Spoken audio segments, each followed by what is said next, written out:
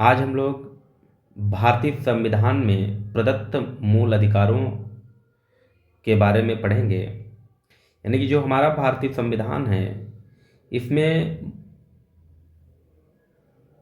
मनुष्य को या नागरिक की बात करें, नागरिकों को गरिमापूर्ण जीवन जीने के लिए संविधान उन्हें कुछ मूल अधिकार प्रदान करता है कि ताकि किसी भी व्यक्ति को किसी भी प्रकार से कहीं पर भी हीन भावना का सामना न करना पड़े। इसलिए संविधान निर्माताओं ने नागरिकों के लिए मूल अधिकारों का प्रावधान किया है।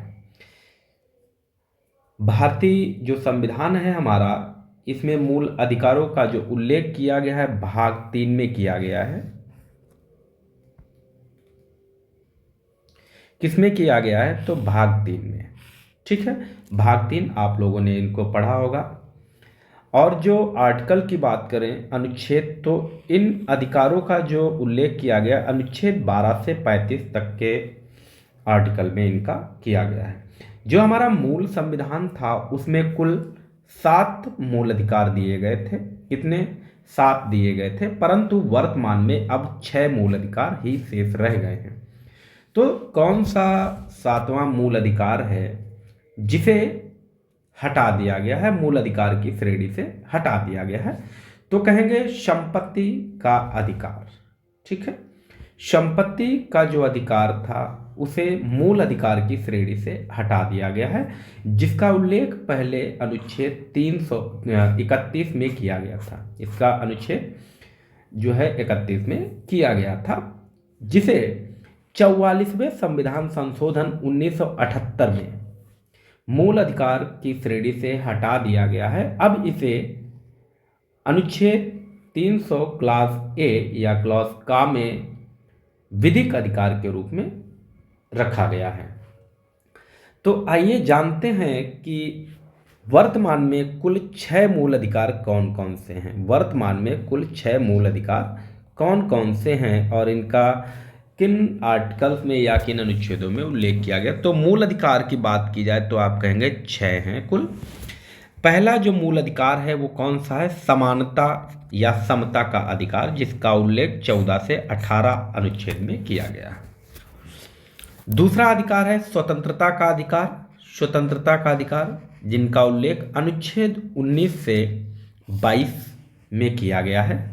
तीसरा मूल अधिकार जो रहेगा वो शोषण के विरुद्ध अधिकार, इनका उल्लेख अनुच्छेद 23-24 में किया गया है। चौथा जो मूल अधिकार है अपना, चौथा मूल अधिकार है धर्म की स्वतंत्रता, जिनका उल्लेख अनुच्छेद 25 से 28 में किया गया है।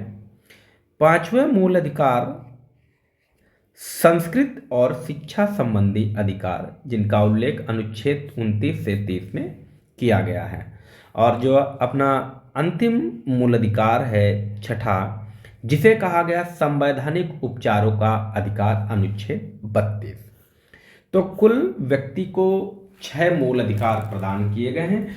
यदि मूल अधिकारों का हनन होता है, यदि आपके मूल अधिकारों का हनन होता है, आपको ये प्रदान नहीं किए जा रहे हैं या फिर कोई आपका शोषण कर रहा है, तो आप इस पे न्यायिक कार्यवाही कर सकते हैं। अनुच्छेद 32 के तहत, अनुच्छेद 32 के तहत सर्वोच्च न्यायालय में, सुप्रीम कोर्ट में, और अनुच्छेद 226 के तहत आप एचसी या हाई कोर्ट में जो है रिट दायर कर सकते हैं अपने मूल अधिकारों का हनन के खिलाफ में। ओके,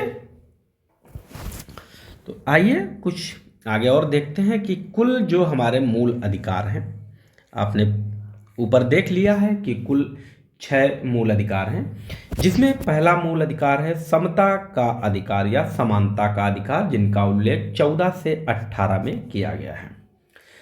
तो अनुच्छेद 14 में क्या किया है? विधि के समक्ष समानता एवं विधियों का समान संरक्षण हो। अनुच्छेद 15 में धर्म, मूलवंश, जाति, लिंग या जन्म स्थान के आधार पर भेदभाव का प्रतिषेध किया गया है। कि जो अनुच्छेद 15 कहता है कि किसी भी व्यक्ति के साथ धर्म, मूलवंश, जाति, लिंग, जन्म स्थान के आधार पर कोई भेदभाव नहीं किया जाएगा। अनुच्छेद 16 में कहा गया है लोक नियोजन के विषय में अवसर की समानता, यानी कि जो भी अवसर हैं सभी को समान दिए जाएंगे। अनुच्छेद 17 जिसमें अस्पष्टता, जिसे आप छुआछूत कहते हैं, छुआछूत का अंत किया गया है।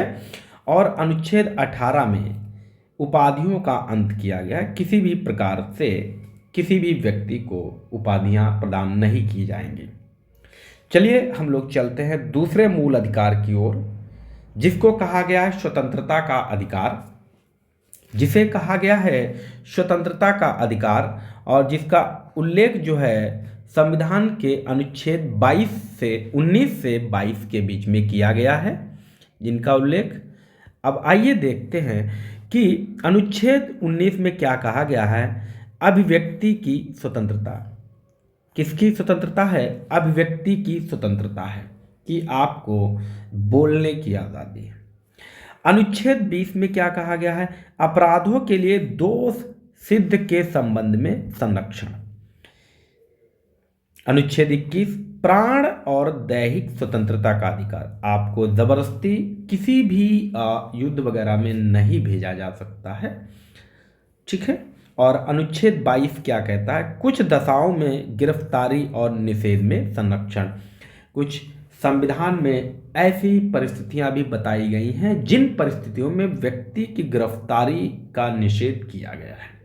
ओके, उम्मीद करते हैं आप लोग बेहतर समझ रहे होंगे। अगला जो अधिकार है, जिसे अधिकार 3 शोषण के विरुद्ध अधिकार, शोषण के विरुद्ध अधिकार, जिनका उल्लेख भारतीय संविधान के अनुच्छेद 23-24 में किया गया है। अनुच्छेद 23 में कहा गया है मानव के दुर्व्यापार और बलात्श्रम का प्रतिषेध, यानी कि व्यक्ति का व्यापार नहीं किया जा सकता है और जबरदस्ती श्रम नहीं कराया जा सकता है। जो अनुच्छेद 24 है यह अधिकार प्रदान करता है कि कारखानों में या कोई ऐसी खदानें वगैरह हैं जहाँ पर हैवी वर्क होता है, वहाँ पर बच्चों के नियोजन पर प्रतिबंध है कि बच्चे वहाँ पर कार्य नहीं कर सकते। 14 वर्ष से जो नीचे बच्चे हैं, उम्र के कम के बच्चे हैं, उनका जो है यहाँ पर कार्य करने पर प्रतिषेध किया गया है, निषेध किया गया है। ओके, अगला जो अधिकार है धर्म की स्वतंत्रता का अधिकार, जिनका उल्लेख अनुच्छेद 25 से 28 में किया गया है। अनुच्छेद 25 क्या कहता है? अंतःकरण व धर्म को अबाध रूप से मानने, आचरण व प्रचार करने की स्वतंत्रता है। आप जिस किसी भी धर्म को मानते हैं उसका आप प्रचार कर सकते हैं, ठीक है, और आप बेहिचक किसी भी डर के आप उसे मान सकते हैं। अनुच्छेद 26 आपको यह अधिकार देता है कि धार्मिक गतिविधियों के प्रबंध का अधिकार। आपकी जो धार्मिक गतिविधियां हैं, जो भी कार्यकलाप हैं, आप उनको कर सकते हैं, परंतु किसी को कोई नुकसान न पहुंचाए। अनुच्छेद 27 आपको जो अधिकार प्रदान करता है किसी धर्म विशेष की अभिवृद्धि हेतु करारोपण पर प्रतिबंध, कि आपको कोई भी अगर अपने धर्म को बढ़ाना चाह रहा है लेकिन वो आप पर कर नहीं लगा सकते हैं, ठीक है। और जो हमारा अनुच्छेद 28 है, यह क्या कहता है कि कुछ शिक्षण संस्थाओं में धार्मिक शिक्षा या धार्मिक उपासना में उपस्थित होने के संबंध में स्वतंत्रता प्रदान करता है, कि आप किसी भी धार्मिक जो कार्यक्रम हैं उनमें उपस्थित होने के लिए आप स्वतंत्र हैं, ठीक है। अगला जो अधिकार है संस्कृत और शिक्षा संबंधी अधिकार, जिनका उल्लेख संविधान के अनुच्छेद 29 और 30 में किया गया है। अनुच्छेद 29 में कहा गया अल्पसंख्यकों के अधिकार, इसमें जो है अल्पसंख्यकों के शिक्षा संबंधी अधिकार हैं, उनकी संस्कृति को बढ़ावा के लिए अधिकार प्रदान किए गए। और अनुच्छेद 30 में शिक्षण संस्थाओं की स्थापना और प्रशासन करने का अल्पसंख्यक वर्गों का अधिकार। ठीक है, कि जो हमारे स्टेट यानी कि हमारे जो देश में अल्पसंख्यक समुदाय हैं वे अपनी शिक्षण संस्थाओं की जो स्थापना कर सकते हैं, उन पर अपना शासन कर सकते हैं और उनको बढ़ा सकते हैं। फिर अगला जो महत्वपूर्ण अधिकार है जिसे संवैधानिक उपचारों का अधिकार कहा गया, अनुच्छेद 32 में दिया गया है, जिसे संविधान की आत्मा भी कहा जाता है। यह इन सभी मूल अधिकारों का संरक्षण करता है, सुरक्षा प्रदान करता है, जिसमें कुछ महत्वपूर्ण 5 रिटें हैं। क्या है? 5 रिटें हैं जिन्हें आप अपने अधिकारों के हनन के समय आप इनको न्यायालय में कर सकते हैं, जो कि मैं पहले ही बता चुका हूं। अनुच्छेद 32 में कहा गया है। ठीक है, क्लियर है ना? आप अपने अधिकारों को पाने के लिए सुप्रीम कोर्ट में अनुच्छेद 32 के तहत आप रिट दायर कर सकते हैं। साथ ही साथ हाई कोर्ट में अनुच्छेद 226 के तहत जो है रिट दायर कर सकते हैं, जिसमें परमादेश की बात कही गई है, बंदी प्रत्यक्षीकरण, प्रतिषेध, उत्प्रेषण और अधिकार परीक्षा आदि 5 प्रकार की रिटें आपको दी गई हैं। आप लोग जो है न्यायालय में बात कर सकते हैं अपने बचाव के लिए। चलिए देखते हैं कि जो हमारे अधिकार हैं संविधान के द्वारा जिन्हें हम लोगों को दिया गया है, उनको याद करने की ट्रिक क्या है। समस्त शोध धर्म एवं संस्कृति के उपचार के लिए किए जाते हैं। इस लाइन को आप याद रखेंगे, समस्त शोध धर्म एवं संस्कृति के उपचार के लिए किए जाते हैं। जैसे समस्त से समता 14 से 18, अस्त से स्वतंत्रता, शोध से शोषण के विरुद्ध अधिकार, धर्म से धार्मिक स्वतंत्रता, संस्कृत से शिक्षा एवं संस्कृति, उपचार से संवैधानिक उपचार। ठीक है, तो ये हमारे महत्वपूर्ण अधिकार हैं जिनका उल्लेख संविधान के भाग 3 में अनुच्छेद 12 से 35 में किया गया है। आई होप आप लोग बहुत ही बेहतर तरीके से समझ पाए होंगे।